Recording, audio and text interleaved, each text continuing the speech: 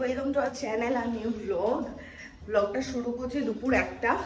পম আর কাকু দুজনেই মনে হয় চলে গেছে। আমরা এই সবে ঘুম থেকে উঠলাম, আর ঘুম থেকে উঠে লোকের অনেক রকমের কাজ থাকে। আমাদের মেন কাজ হচ্ছে বাজার যাওয়া, কারণ আমাদের মনে হয়েছে যে একটা সময় বাজার যাওয়াটা একদম আদর্শ, মানে প্রপার টাইম। বাইরে খিলা রোদ, তাই জন্য এই রোদে আমরা বেরিয়ে কেন সার্কাস দেখাবো তাড়াতাড়ি। এই রোদে স্টান্ট আমরা কেন দেখাচ্ছি? বস, আমি বসবো না, আমি দাঁড়িয়ে দাঁড়িয়ে যাবো তোর পেছনে। আমার পেছনে দাঁড়াবি?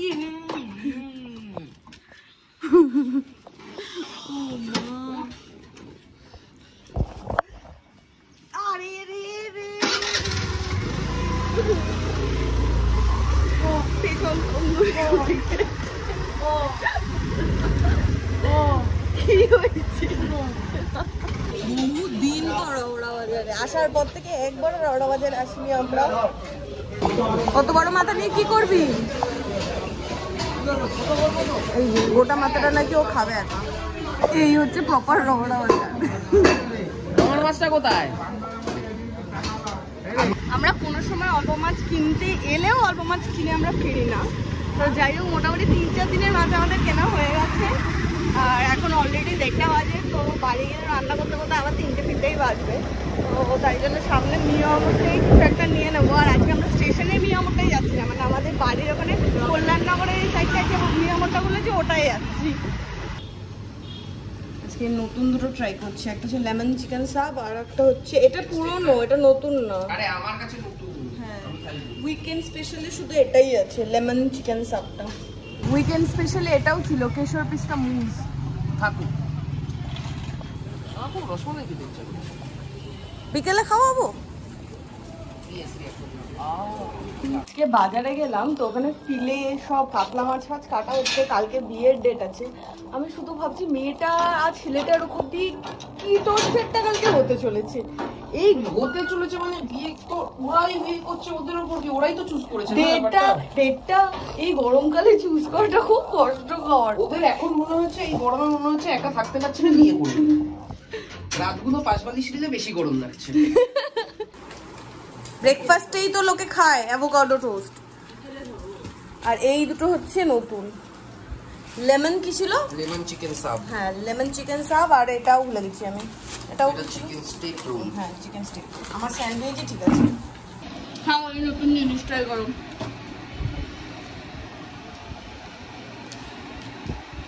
আজকে আমরা স্টেশনের নিয়মকে বিট্রে করেছি।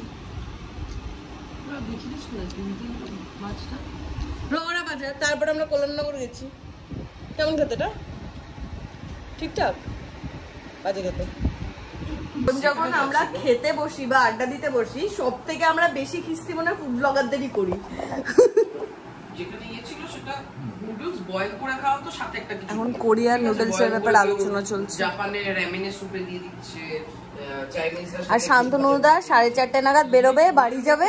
কখন আসবে তারপরে? স্পাইসি জাতীয় কন্ডিমেন্টস যেরকম কিমচি একটা দাও। আরেকটা না, জাস্ট এটা কথা হচ্ছে ফুড ব্লগারদের নিয়ে কি সমস্যা। দুদিন আগে ফেসবুকে সবাই ফুড ব্লগারদের খিস্তি করছিল, তখন বেশ কয়েকজন ব্লগাররা সরব হলো যে না আমরা অনেক কিছু ইয়ে করেছি, করেছি।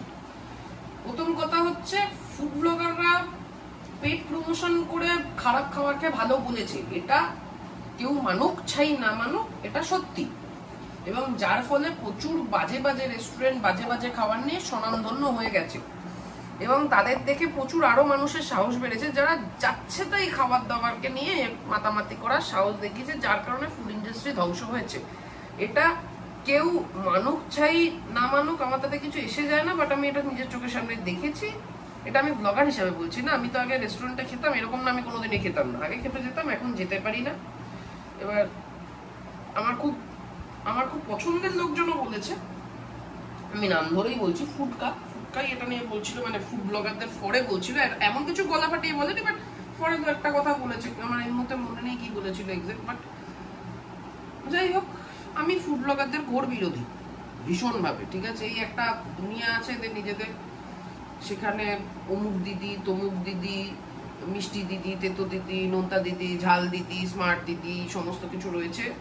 ঠিক আছে, তারপর ফোন পে, জিপে, ভারত পে, ঠিক আছে, এই সমস্ত রয়েছে যেখানে শুধু সবার দোকানে শুধু ঘি এরকম ভাবে ঘি পড়ে বিরিয়ানির হাঁড়িতে, হাঁড়ি খুললেই ঠিক আছে। তুই কি যাবি না ফুড ব্লগারদের দোকানে? মানে এই রেস্টুরেন্ট আমি শুধু ব্লগিং করতে, প্রথম কথা আমি তো ফুড ব্লগার নই, আমি তো লাইফস্টাইল ব্লগারের মধ্যে পড়ি। এবার লোকে বলবে যে লাইফস্টাইল ব্লগার তারা এত খাওয়া নিয়ে গেছে, আমার লাইফস্টাইলটাই খাওয়া বেশ করে, দ্যাটস দ্য ডিফারেন্ট থিং।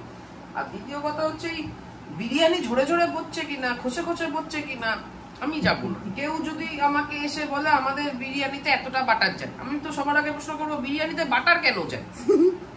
ঠিক আছে, বিরিয়ানিতে আমি বাটার কেন যাবে? ফিশ কবিরাজি এরকম একটা সাইজের ফিশ ফ্রাই নিয়ে আমি সেটাকে তার পাশে ঝালাল লাগিয়ে এত বড় করে দিলাম, দিয়ে তার উপর দিয়ে আমি বাটার দিয়ে দিলাম, এই দেখুন খেতে গেলে বাটার জোরে জোরে পড়বে, ভালো লাগবে না, আমার মুখ মেরে যাবে। তারপরে মাংস যদি আমাকে কেউ এসে বলে, এটা না শুনতে মনে হবে আমি পার্টিকুলারলি একটা দোকানের এগেইনস্টে করছি, ব্যাপারটা সেটা না, সব দোকানে এরকমই হয়ে গেছে।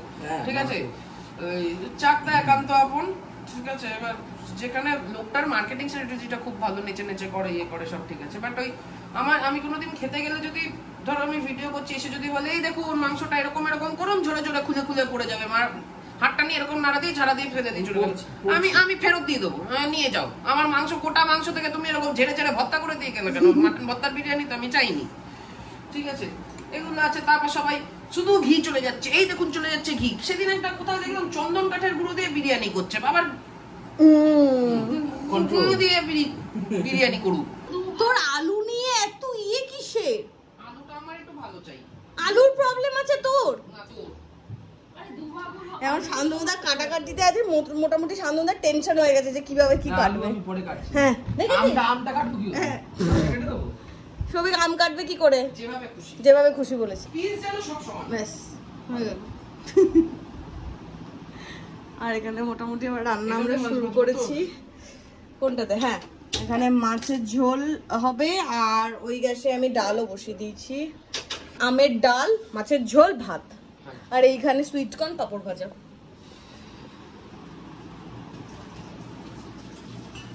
আটি শুদ্ধ কেটেছো? হ্যাঁ।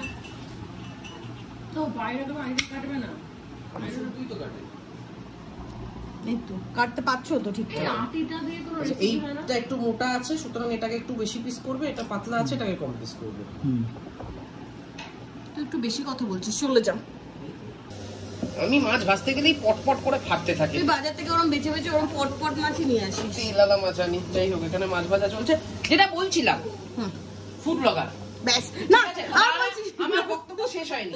আমার বক্তব্য হচ্ছে আমি এরকমও দেখেছি ভিডিও, ফুড ব্লগাররা চেষ্টা করো না তো, হ্যাঁ, কস্তুরীতে, সোদপুরের কস্তুরীতে দাঁড়িয়ে বলছে এখান থেকে বিরিয়ানি খান।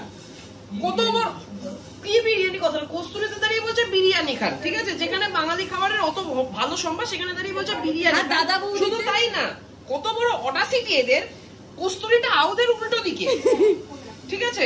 আউদের বিরিয়ানি তো বাজে, আমি সোদপুরের আউদের বিরিয়ানি জঘন্য আমি জানি, বাট স্টিল দুপা এগিয়ে গেলে দাদা বৌদি, তাও এদের সাহসেও কুলাচ্ছে, কস্তুরীতে বসে বলছে বিরিয়ানি। দাদা বৌদিতে কি বাঙালি থালি? দাদা কস্তুরীতে বিরিয়ানি খাবে, দাদা বৌদিতে বাঙালি থালি। মানেটা কি এদের? মানে পয়সা পেয়ে যা খুশি তাই করছে। এটা থেকে পয়সা কাটা উচিত সরকারের, জনগণের কেটে নেওয়া উচিত এদেরকে দেখলে, পকেট থেকে পয়সা যা আছে। কড়াইতে কদিনের তেল জমেছিল কে জানে, সবই বিপদ। কড়াই এইভাবে স্লিপ খাচ্ছে, ডান্সিং করাই হয়ে গেছে। হ্যাঁ, এইবারে মাছের ঝোল ঘুরে বাজো। ওটা আমায় দিয়ে দে তো। ওকে বলবি কড়াই ভালো করে মাছ, মানে দেখ ওরকম ঠিক আছে, অত আমি থাকলে যেরকম যত্নে, বাট এইরকম তেল এটা কড়াইয়ের তলে তো কালো হয়েছে, সেটাও ঠিক আছে, বাট তাই বলে এত তেল কি করে থাকো, কি শুধু ভেতরটা মেরে চলে যায়? আসো কালকে ব্যাপারটা ওরকম হয়ে গেল। 300 টাকা এত বড় পিস মাটন, আরে বাবা এত বড় পিস 300 টাকা, দোকানে গেলে 3 হাতে 800 টাকা করে কেজি, তো 300 গ্রাম 400 গ্রামের মাটন হয়ে যাবে 300 টাকায়। এখানে কাকিমার রেকমেন্ডেড এটা মশলা বাটাটা রেডি, এটা এবার দিয়ে দেবো এর মধ্যে। এটা জানতে আজকে কাকিমার থেকে দম বেরিয়ে গেছে। কাকিমাকে যতবার জিজ্ঞেস করছি কিভাবে করবো, বলছে আমাকে দিয়ে গেলে তো আমি করে দিতে পারতাম, সকাল সকাল দিয়ে যেতে যদি। বোঝাতেই পারছি না আমরা দুটোয় উঠেছি, দুটোই না কটা উঠেছি, একটা বোঝা। আরে আলুগুলো, ও আলু ছাড় বলে ভগবান, আগে মাছ ছেড়ে নে, দেখলি তো যা প্রাণে চায়। একটা আলু একটা মাছ, মাছ ছাড় বলে। আচ্ছা, মাছ ছাড়তে আমাকে একটু আস্তে ছাড়, এই তো ছিটে এখানে আসছে, এরপরে ডালে আসছে। আরে ওটা স্লিপ খেয়ে গেল। স্লিপ খেয়ে গেছে। আসতে দিলে ছাড়, ফুড ব্লগারদের মতো করিস না, হরবার হরবার করে যা পারে তাই। ঝরছে মাছ ঝরছে। মাছ ঝরাতে হবে না, তুই নর্মাল ছাড় তাহলেও হবে। এখানে আমার মাছের ঝোল ডান, মাছটা ফুটিয়ে ওই একটু গরম মশলা দিয়ে নামিয়ে দিয়েছি। গরম মশলাটা পড়ে গেছে, আর যেটা পুরো জানি না এখনো, প্রিয়া তো শুনতেও পাচ্ছে না। খেয়ে দেখি কেমন লাগবে। আমি এভাবে মাছের ঝোল বোধহয় প্রথম করলাম। এখানে ভাত বসানো হয়ে গেছে, ওখানে ওদিকে ডাল রেডি, টক ডাল, ভাত, মাছের ঝোল। এদের সবার মধ্যে আমি একমাত্র বুদ্ধিমান যে স্নান করেছি। এই গরম জলে স্নান করেছি, সত্যিই তুই বুদ্ধিমান। আমরা ওয়েট করে আছি ঠান্ডা জলটা হবে, সন্ধে হলে টাইম কলের জলটা আসবে, ওই জলটায় স্নান করবো।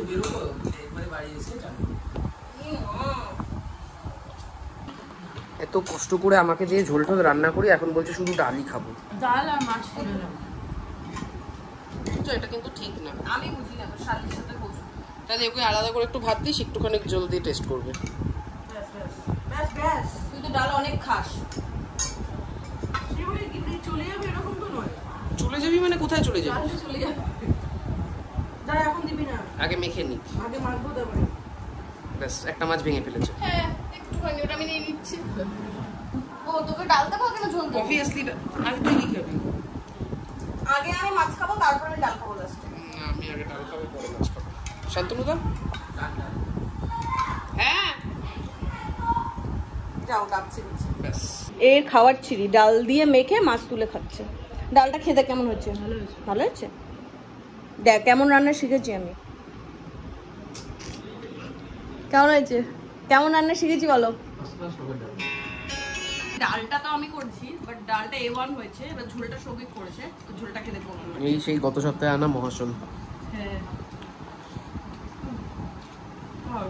নুনটা লাগবে না, ভালো হয়েছে। শান্তনুদা আগের দিন খেয়েছিল মহাশন? ভাজা খেলো। চায়ের দোকানগুলো তো হয় না, রুমাল পেতে বসে। আজকে আমাদের অবস্থায় তাই। হ্যাঁ ট্রেনে রুমাল পেতে বসেছি তাস খেলতে। শান্তনুদা একটু পরে বেরিয়ে যাবে, তো আমার যাচ্ছে, মনে করিয়ে দিলাম। হ্যাঁ আর পিয়া তো আবার বুঝতেও পারছে না, আবার পিয়া না বোঝার রোগটা পিয়ার জীবনে ফিরে এসেছে। এই যে মোটামুটি আমাদের এক সেট ডান, আর এই ডান না বল, আমরা একটা লাল সেট নিয়েছি, এই দুই চোর মিলে তিনটে খোলা থেকে আবার বন্ধ করেছি একটা একটা করে। এরকম না যে আমাদের লাল সেট আসায় তোদের বন্ধ হয়েছে। আমরা অ্যাকচুয়ালি সৎ পথে খেলি, অসৎ পথে খেলি, তাই জন্য এদের ওই অবস্থা। তো এখন শান্তনুদা যাবে মোটামুটি 2-3 ঘন্টার জন্য বাড়িতে। 5:11 বাজে এখন বেরোচ্ছি। তখন তো ওই বাড়িতে মাথা আর ওই যেগুলো কিনেছে, ওই তেল, মাছের তেল, এসব ওই বাড়িতে দিতে যাইনি গরমের জন্য, তো এখন নিয়ে যাব। আর প্রিয়াও মোটামুটি বাড়িতে গিয়ে ফ্রেশ ট্রেশ হবে, কারণ এখানকার জল খুব মানে কলের বেসিক্যালি পাম্পের জল খুব গরম ট্যাঙ্কের, তো মা এমনি জল ভরে রাখে, তো ওই জলে গিয়ে স্নান করবে, করে টোর 7:30 নাগাদ আসবে। ততক্ষণে শান্তনুদাও চলে আসবে, অরিন্দমদাও চলে আসবে, আর এখন আমি আর সৌভিক বেরোচ্ছি। চল এদিক সেদিক। কালকে পিয়ার এই টি শার্টটা আমার পছন্দ আছে, তো আজকে আমি ওটা পরে নিয়েছি।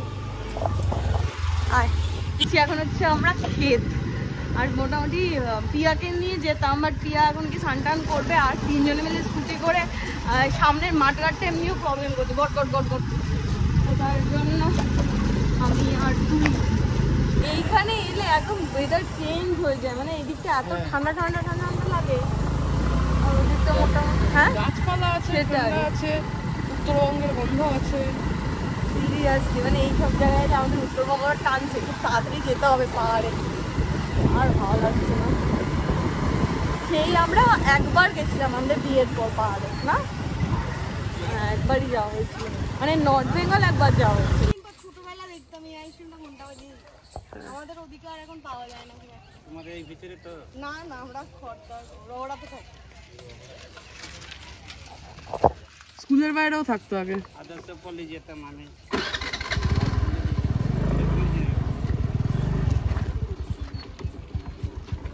মজা লাগছে। এখন এই নীলপুরের সময় রাসমানি ঘাট পাওয়া যাবে, 22 মন্দির আর যায় না।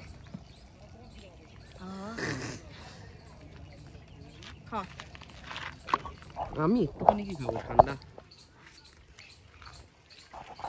বল নেবো কি?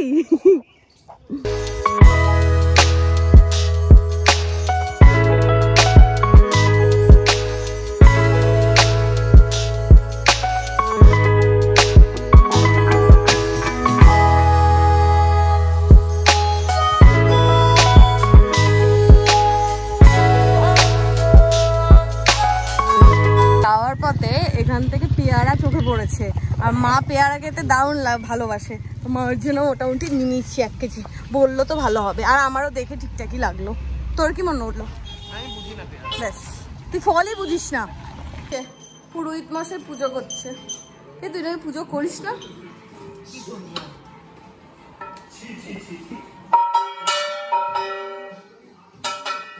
15 বাজে, এতক্ষণ ধরে আড্ডা ফাড্ডা দিয়ে এখন যাচ্ছি কাকার চায়ের দোকানে, ওই 1 গ্লাস করে ওই শরবত খাবো। আর অরিন্দমদা সেই বিকেলবেলা বলেছিল, তখন আমরা খেতেছিলাম, এই ঘুরে ঠুরে এই সবে হলো। অরিন্দমদাকে বললাম তুমি ডিরেক্ট কাকার দোকানে যাও, আমরাও কাকার দোকানে যাবো, গিয়ে শরবত টরবত খেয়ে তারপর বাড়ি যাবো। অরিন্দমদা তো আসেনি, ওয়েট কর, 1 গ্লাস খেয়ে ওয়েট করি। আমাদের এই গরমে একটা নতুন নেশা আমরা শুরু করেছি, সেটা হচ্ছে এখানে সেই খালপাড়ের কাকার দোকান। এখানে এখন কাকা আম পোড়া শরবত করে, আমাদের এখন রোজ সন্ধ্যেবেলা করে এটা লাগে। আমরা মাঝখানে বেশ কিছুদিন ব্লগ করতে পারিনি, তাই মানে অনেকে জানে না ব্যাপারটা। সন্ধ্যেবেলা হলে আমাদের এখানে আসতে হয়, এসে আম পোড়া শরবতটা খেতে হয়। সেখানে এসে আর তারা এখন ঘুগনিও করে সুন্দর হাঁটা দিচ্ছে। আর ওইখানে একটা দোকানে আমি বলেছিলাম এর আগে যে দেশি মুরগি, আরে আমরা গেছিলামও তো, দেখিয়েছিলাম ঘরে ছপট ছপট করছিল, কিন্তু ওইখানে আগের দিন খোঁজ নিলাম, কাকা মুরগি দিয়ে ছেড়ে দিয়েছে। গরমের জন্য হতে পারে, এমনি হতে পারে, জানি না। কিন্তু এই আম পোড়া শরবতটা খুব ম্যান্ডেটরি। যথারীতি আমরা বেরোনোর সময় অরিন্দমদাকে বলেছি বেরোতে, আমরা এখানে চলে এসেছি, অর্ডার দিয়ে দিয়েছি। অরিন্দমদাকে এখন ফোন করলাম, এখনো অরিন্দমদা বলছে এই বেরোচ্ছি, এসে এখনো পৌঁছাবে। কবে পৌঁছাবে কেউ জানে। আমরা অনেকদিন ধরে এই মধু পান করছি, তো অরিজিনালি মধু। যারা দেখছে তাদের কাছেও প্রথম। হ্যাঁ, জল জিরাও দেয় না কাকা? কে দেখ খেয়েছি আগে, মানে ঘুগনি, মাটন ঘুগনি, চর্বিওয়ালা ঘুগনি, উপরে গন্ধরাজ লেবু। হ্যাঁ, এই লালু বুলুর কাছেও খেয়েছি ঘুগনি, দূর লালু বালুর স্ট্যান্ডার্ড নেই। লালুগুলো স্ট্যান্ডার্ড নেই, লালুগুলোর প্রচুর প্রচুর মাংসের চর্বি আছে শুধু, এটা দিয়ে খাসির বোটকা গন্ধ বেরোয়। সবই বাড়াবাড়ি হচ্ছে। আবার চা, বিস্কুট, ঘুগনি, গজা, আবার লম্বু বিস্কিট খাচ্ছে। তোর পেটে কি হয়েছে? এতক্ষণে এসে উঠেছে, মেকআপ হলো? 36 বাজে, শান্তনুদার এখনো আসার নাম নেই, বলেছে 8টা সাড়ে 8টার মধ্যে চলে আসবে, বাট এখনো কোনো ইয়ে নেই। তো আমি বাড়ি এসে রাতের সমস্ত খাবার দাবারগুলো এখানে গরম করে টেবিলের উপর রাখলাম, আর এখন শুভ মাছ খাচ্ছে দাঁড়িয়ে দাঁড়িয়ে। মাছটাকে শুধু চটকে এসে সবই চটকে আনবে মাছ, দোকান থেকে দিয়েছে, ও কেন চটকে আনবে? রাতে আমাদের হাঁড়িটা এতই ছোট যে এই ডেচকিতে ভাত বসাতে হয়েছে, আর এখানে ডিম সেদ্ধ বসিয়েছি। রাতে পিয়া বলেছে আজকে পিয়ার স্পেশালিটি নাকি আলুর চোখা, সেটাও মাখবে, তো জানি না কি হবে, দেখা যাক। একজন এবারে আমাদের রাতের ফিলে ম্যারিনেশনের জন্য চলে এসেছে। আজকে তো সকালে তখন গেছিলামই ফিলে কিনতে, কিন্তু ফিলে পাইনি, তো বিয়ে বাড়ির একটা অর্ডার ছিল, ওখান থেকে ওই সাইডে সাইডে একটু একটু মানে মাছের পোর্শন আমরা পেয়েছি, ওটাই আমরা নিয়ে চলে এসেছি। হ্যাঁ, কে এলো? শান্তনুদা? শান্তনুদাকে বল একটু কাঁচা লঙ্কা নিয়ে আসতে, বাড়িতে কাঁচা লঙ্কা নেই। এ বাবা, তুই বল, আমি পারবো না, এত এলো। লঙ্কা, আদা, ধনে পাতা, এত রসুনের মধ্যে পেঁয়াজটা অল্প করে দিয়েছি, রসুনটা দিই। আচ্ছা, অরিন্দম দা আজকে হবে না, এটা ম্যারিনেশন হয়ে থাকবে কিছুক্ষণ, তাই তো? আজকে হচ্ছে শেফ হচ্ছে প্রিয়া, ঠিক আছে? হ্যাঁ ঠিক আছে, আমি হচ্ছে সুশেফ। কড়াই গরম হলে তারপর কি করতে হবে? তেল দেবে, কি তেল? সরষের তেল। তার জন্য তো তেলটা রেডি করতে হবে। হ্যাঁ, সে রান্না করছে, তুমি ক্যামেরা ডাউন করছো না? শুদ্ধ উঠছে, হয়ে গেছে কি? এবার ঝাঁজ হচ্ছে, তুই জানিস, তুই করছিস। বুঝতে পারছি না তো। গ্যাস খেয়েছে অনেক হবে, গ্যাস বাড়া। হবে, হয়ে গেছে। আর হয়নি, গ্যাস বাড়িয়ে দে। তেল দেবো একটু, এখন দিলে কাঁচা ভালো লাগবে না, তেল না দিলে মাখবে কি করে? মাখার কি আছে, দাঁড়া কায়দা করে বল প্রিয়া। সবাই নুন দে এখানে। কোনখানে দেবো? না প্রিয়া না বলে দেবো। কতটা? তুমি এখানে কতটা নুন দিয়েছো? ওই তো যতটা তুই মাখলি। এটা তো গরম হয়ে যাচ্ছে কেন খুন্তিটা তাড়াতাড়ি? ভালো না খুন্তি। গ্যাসটা একটু কমিয়ে নে, নইলে এই তাপে তো গরম হবেই। কেমন করেছে পিয়ার রেসিপি বলো? কি বলে আলু চোখা? আলুর চোখা। আলু চোখা ভালো লেগে খেয়ে দে সবাই, ও মা ও বাবা কেলিয়ে পড়ে একদম একাকার অবস্থা। খেয়েছি। আর এখানে এখানে হাঁটাহাঁটি করছে কারণ এর 2 দিন ধরে পটি হচ্ছে না। আমার ব্লগে সবাই জানি যে তোর পটি প্রবলেম আছে। কেউ কাউকে বলে কিছু টিপস দিতে কি করে পানের মোটা অবশ্য না, তুই বড় হয়ে গেছিস তো তোর জন্য বেগুনের মোটা লাগবে। তো যাই হোক, যে তবে ফিশটা তো ম্যারিনেট করা আছে, জানি না ওটা খাওয়াবে কিনা। ওটা করতে হবে, ওটা নাহলে কালকে হবে। তো ভুলেই গেছি। আজকের ব্লগটা এখানে এন্ড করলাম। তোমাদের আজকের ব্লগটা কেমন লাগলো সেটা কমেন্ট করে জানাও। যদি কিছু ভালো লাগে লাইক করো, শেয়ার করেন, do subscribe our channel Bong perfume. আরেকটা জিনিস, ওরা যদি কেউ ইউটিউবে দেখো, ফেসবুকে আমাদের পেজ আছে বং পারফিউম, সেটাকেও লাইক বা ফলো করে রাখতে পারো। আর যদি তোমরা এই ভিডিওটা এখন ফেসবুকে দেখে থাকো, তাহলে ইউটিউবে আমাদের চ্যানেল আছে বং পারফিউম বলে, সেখানে গিয়ে সাবস্ক্রাইব করে রাখো। টাটা, সিয়া। সিয়াটা বাজে শুধু